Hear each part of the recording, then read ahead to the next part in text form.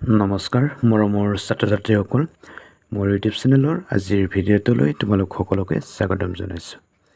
ছাত্ৰ ছাত্ৰীসকল, আজি অসম জাতীয় বিদ্যালয়ৰ তৃতীয় শ্ৰেণীৰ সমাজ বিজ্ঞান পাঠ্যপুথিৰ 9 নম্বৰ পাঠ প্ৰাথমিক চিকিৎসা পাঠটিৰ প্ৰশ্ন উত্তৰ আগবঢ়াব বিচাৰিছোঁ।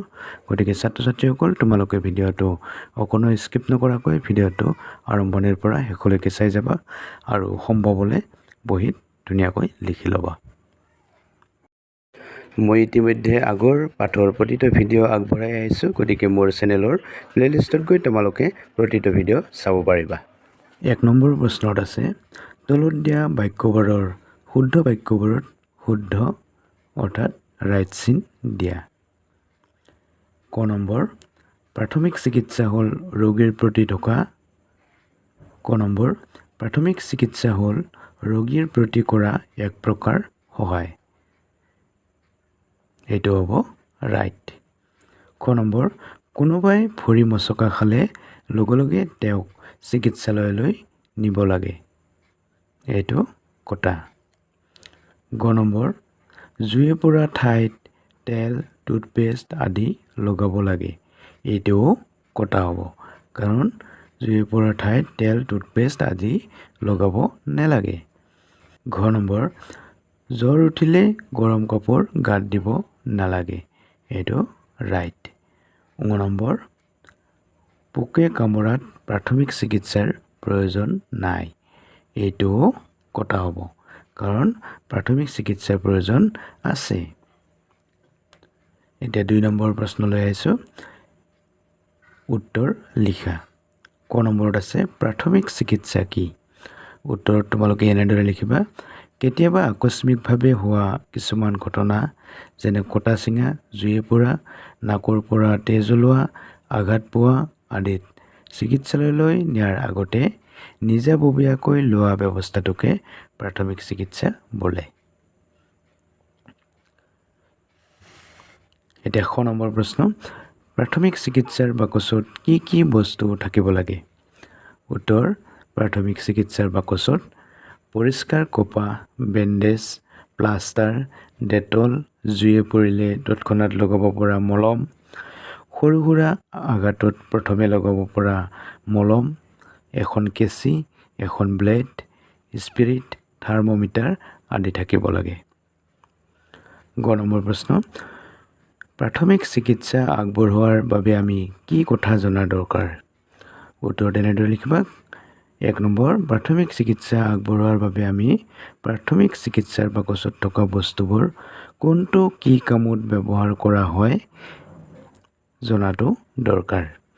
2 নম্বৰত, আঘাতপ্ৰাপ্ত গৰাকীক দেখি আৱেগিক ভাৱ হ'ব নালাগিব। 3 নম্বৰ, ৰোগীগৰাকীক দেখি ভয় খোৱাৰ পৰিৱৰ্তে তেওঁৰ প্ৰতি মৰম, দয়া আদি ভাৱ দেখুৱাই মনত সাহস দিব লাগিব।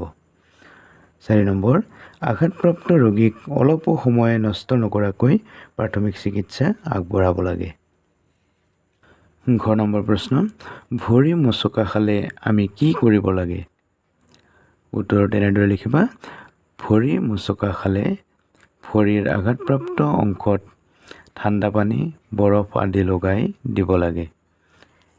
কেইঘণ্টামান পাৰ হোৱাৰ পাছতো ভাল নাপালে এটা পাত্ৰত কুহুমীয়া গৰম পানী লৈ তাত অকণমান নিমখ দি মচকা খোৱা ভৰিখন জুবুৰিয়াই থ'লে কিছু আৰাম পোৱা যায়। ঙ নম্বৰ, তোমাৰ বন্ধুক হঠাতে পোকে কামুৰিলে তুমি তেওঁক কেনেদৰে সহায় কৰিবা? উত্তৰ, পোকে কামুৰিলে লগে লগে কামোৰা অংশত বৰফ বা ঠাণ্ডা পানী লগাব লাগে। প্ৰথম নম্বৰ, নাকেৰে তেজ ওলোৱা ৰোগীৰ প্ৰতি কেনেধৰণৰ প্ৰাথমিক সেৱা আগবঢ়াবা? উত্তৰ তোমালোকে এনেদৰে লিখিবা, নাকেৰে তেজ ওলোৱা ৰোগীক প্ৰথমতে বহুৱাই ৰাখিব লাগে। তাৰপিছত নাকৰ পাহিৰ ওপৰত বুঢ়া আৰু তৰ্জনী আঙুলিৰে 10 মিনিট সময় চেপি ধৰি থাকিব লাগে। দুটামান অতিৰিক্ত প্ৰশ্ন মই আগবঢ়াব বিচাৰিছোঁ। 2 নম্বৰ দিছোঁ মই, অকস্মাত হাতত গৰম পানী পৰিলে আমি কি কৰিব লাগে? উত্তৰ, অকস্মাত হাতত গৰম পানী পৰিলে লগে লগে ঠাণ্ডা পানী হাতত ঢালিব লাগে। জ্বলা পোৰা ভাৱটো যেতিয়ালৈকে নাযায় তেতিয়ালৈকে পানীত হাতখন ৰাখিব লাগে। তাৰপিছত প্ৰশ্ন, হঠাতে জ্বৰ উঠিলে আমি কি কৰিব লাগে?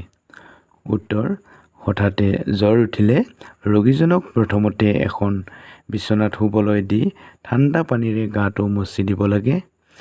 তাৰপিছত এখন কাপোৰ বা অলপ কপাহ তিয়াই কপালত দিব লাগে আৰু বিচনীৰে বিচি দিব লাগে। নম্বৰ, মূৰ্ছা যোৱা মানুহজনক কেনেদৰে প্ৰাথমিক চিকিৎসা আগবঢ়াব লাগে? উত্তৰ, মূৰ্ছা যোৱা ৰোগীক প্ৰথমতে সমান ঠাই এটুকুৰাত ওপৰমুৱাকৈ শুৱাই দিব লাগে। তাৰপিছত ভৰিৰ পৰা জোতা মোজা লাহে লাহে খুলি দিব লাগে। ৰোগীৰ ওচৰত অযথা ভিৰ কৰিব নালাগে। মৰমৰ ছাত্ৰ ছাত্ৰীসকল, প্ৰাথমিক চিকিৎসা এই পাঠটিৰ প্ৰশ্ন উত্তৰ ইমানেই আছিল। ভিডিঅ'টো কেনেকুৱা পালা? যদি ভাল লাগিলে তেন্তে লাইক এটা কৰি দিয়া আৰু তোমালোকৰ বন্ধুবৰ্গৰ মাজলৈ শ্বেয়াৰ কৰি দিয়া যাতে তেওঁলোকেও এই ভিডিঅ'টো পায়।